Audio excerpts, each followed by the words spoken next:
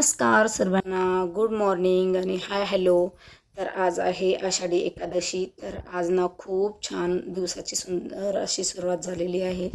तर सुंदर अशी म्हणजे का म्हणते मी, तर झालं असं की आज ना मुलांना ना लवकर शाळेमध्ये जायचं होतं. तर आज ना मी लवकरच उठलेले होते. कारण त्यांना ना 7 वाजेला स्कूलमध्ये बोलवलेलं होतं. तर त्यामुळं तयार करून पाठवायचं होतं शाळेमध्ये. आणि हर्षला ना धोती घालायची होती. तर त्याच्याकडं व्हाईट धोती नसल्यामुळे ना, तर त्याला म्हणजे हा जो कलरचा ड्रेस होता ना माझ्याकडे, तर त्याचाच होता हर्षचा लग्नामध्ये घेतलेला. तर त्याच्यावरती धोती होती, डबल पॅन्ट होती त्याच्यावरती. एक पॅन्ट होती आणि एक धोती होती. म्हणजे 2 in 1 होता तो. तर छान अशी त्याला धोती घालून दिलेली होती शाळेमध्ये आणि तो तयार झालेला होता. तर त्याला ना व्हाईट ड्रेसच घालायला सांगितलेला होता शाळेमध्ये. पण त्याचं असं झालं की त्याला ना आजवर्षीचा ड्रेस येत नसल्यामुळे ना, तो म्हणजे एवढा जास्त नाराज झालेला होता. तो बोलत होता, "मम्मा मला व्हाईट ड्रेस नाही आहे." पण मग त्याच्या मॅमला कॉल केला. मग त्याच्या मॅडम बोलल्या की काही हरकत नाही, कलर ड्रेस जरी घातला आणि धोती बोलले की अजूनच छान. तर मग म्हणून त्याला मी कसं तरी राजी केलं आणि त्याच्यासमोर कॉल करून दिला. त्यामुळे मग तो म्हणे, "घाल मम्मा." आणि घालून दिला तर खूप छान आणि खूप सुंदर वाटत होता. तर छान असं त्याला देवाचं दर्शन करवलं अगोदर आणि मग तुळशीसमोर म्हटलं, "छान असं उभा राहा तू, मग मी तुझं थोडंसं फोटोशूट करते." तर छान असे फोटोसुद्धा घेतले. श्रेयसला फोटो काढायचा कंटाळा येतो, त्यामुळं तो नाही बोलला. तो बोलला की "नाही मम्मा मला नाही काढायचा फोटो." तर फक्त एकट्याचे हर्षचे फोटो घेतले आणि श्रेयस बाहेर जाऊन उभा राहिलेला होता त्याच्या पप्पासोबत. स्कूलमध्ये जायची त्यांची तयारी झालेली होती आणि त्यांना स्कूलमध्ये पाठवून दिल्याच्यानंतर मग मला देवघर पूर्ण स्वच्छ करून घ्यायचं होतं आज. आणि देव पण पूर्ण व्यवस्थित धुवून वगैरे मस्त छान असं हे करून द्यावं म्हटलं, देवघर सजवावं. आणि झालं असं की माझा ना देवघरामधला पहिला जो LED असते ना देवघरामध्ये, तर ती ना खराब झालेली होती. तर मग मला याच्यामध्ये ना लाईटसुद्धा बसवून घ्यायचा होता. तर मी यांना 2-3 दिवसापासून बोलत होते की लाईट बसवा म्हणून तिथं. पण ते त्यांना काही जमलं नाही. म्हणून मग ना मीच वरतून लाईट काढला आणि छान असा बसवून दिला. तर बघू शकता तुम्ही किती सुंदर वाटतंय लाईट लावल्यावर देवघर. एकदम असं प्रसन्न वाटतंय. आणि म्हणून ना मग मी छान असं देवपूजा करून घेतली. तर सगळ्यात अगोदर ना मी म्हटलं धूळ काही बसलेली असेल देवघरावरती, तर छान असे देवघर स्वच्छ करून घेतलं. तुम्ही बघू शकता मी कशा पद्धतीने देवघर स्वच्छ करते. तर पाण्याने नाही पुसत आहे त्याला, कारण ना पाण्याने पुसलं ना देवघर खराब होतं. अधूनमधून पुसत असते, पण मग अशात आता जास्त खराब पण नव्हतं झालेलं, म्हणून ना मग म्हटलं असंच पुसून घ्यावं. तर छान असं देवघर पुसून घेतलं. त्यानंतर देवसुद्धा धुवून त्यामध्ये ठेवून दिले. कारण काय होतं माहिती का, मला ना लेकरंसुद्धा शाळेमध्ये गेलेले होते. पण त्याचे पप्पा घरी होते, तर त्यांनासुद्धा फराळ बनवून द्यायचं होतं. आणि मलासुद्धा आज उपवासच होता. म्हणजे सगळ्यांनीच उपवास पकडलेला आहे आज. तर म्हटलं ना छान असं आम्हाला थोडंसं बाहेरसुद्धा जायचं होतं, फुलंब्रीला. तर मग म्हणून ना म्हटलं आज लवकर लवकर आवरून घ्यावं. तर छान अशी देवपूजा करून घेतली. तर कसं वाटतं तुम्हाला सगळ्यांना माझं देवपूजा आणि देवघर कसं वाटतंय? तर चला मग आता बाहेर वारकरी आलेले, तर आपण वारकरी बघूया शाळेतले.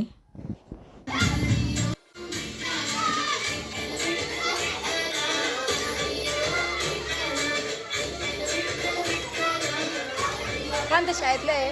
कोणत्या शाळेचे आहे?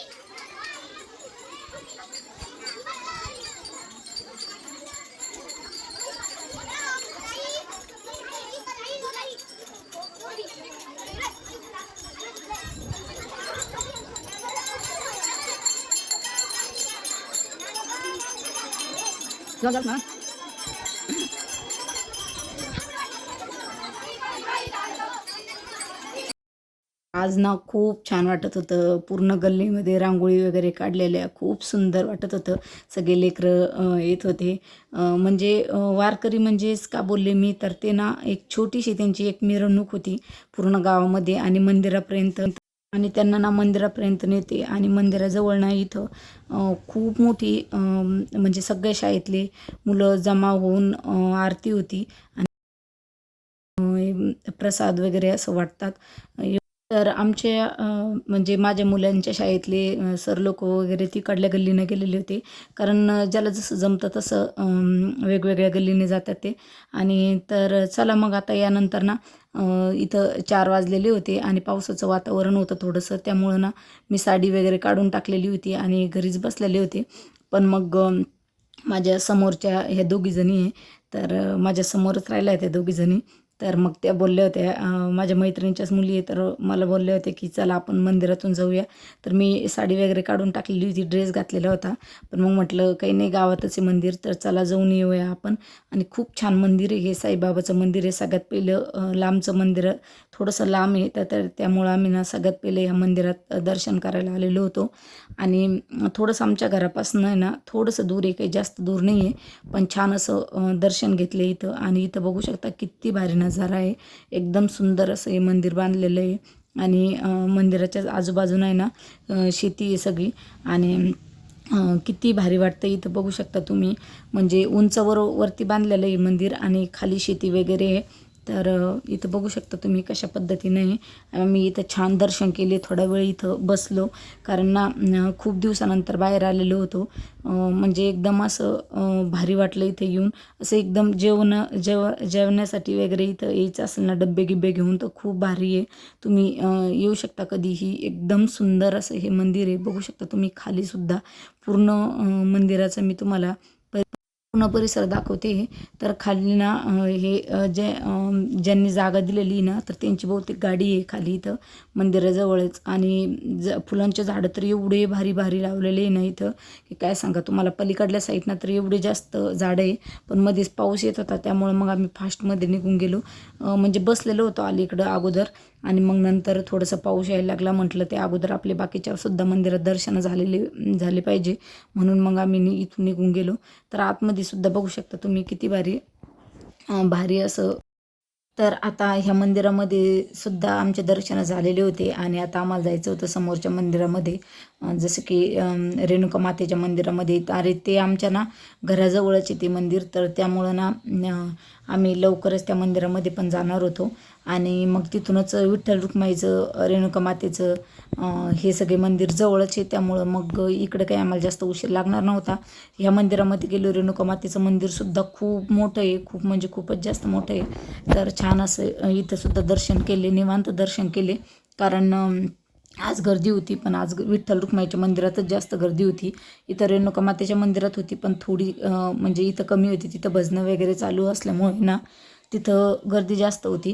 तर इथं छान असे आम्ही दर्शनं घेतले आणि त्यानंतर मग बाहेर गेलो. तर बाहेरच्या परिसरामध्ये पण एवढं भारी वाटत होतं. तिथं पण कोणत्याही मंदिरात जाऊ द्या, एवढं छान वाटतं ना, असं वाटतं की इथून निघावंच नाही, इतकं सुंदर वाटतं. पण मग आम्हाला तिकडच्या मंदिरातसुद्धा जायचं होतं, तर इथं थोडा वेळ बसलो. आणि इथं तुम्ही बघू शकता हे मंदिरसुद्धा किती मोठं मंदिर आहे. एकदम छान आतमध्ये झाडं वगैरे लावलेले आहे. आणि इथं आम्ही थोडेसे फोटो वगैरे काढले. तर मग म्हटलं एकदा छान असं व्हिडिओमध्ये येईल, म्हणून मग छान असं इथलं मंदिराचं मी आजूबाजूचा परिसर घेतला. आणि खूप भारी मंदिर आहे, खूप मोठं आहे. आणि लगेचच आम्ही इथून महादेवाच्या मंदिरात आणि मग विठ्ठल रुक्माईच्या मंदिरात गेलो. तर विठ्ठल रुक्माईच्या मंदिरामध्ये ना भजनं वगैरे चालू होते, त्यामुळं तिथं मी काही नाही थोडंफार शूट घेतला. आणि मग त्यानंतर आम्ही तिथून फुगडी वगैरे खेळून मग घरी आलो.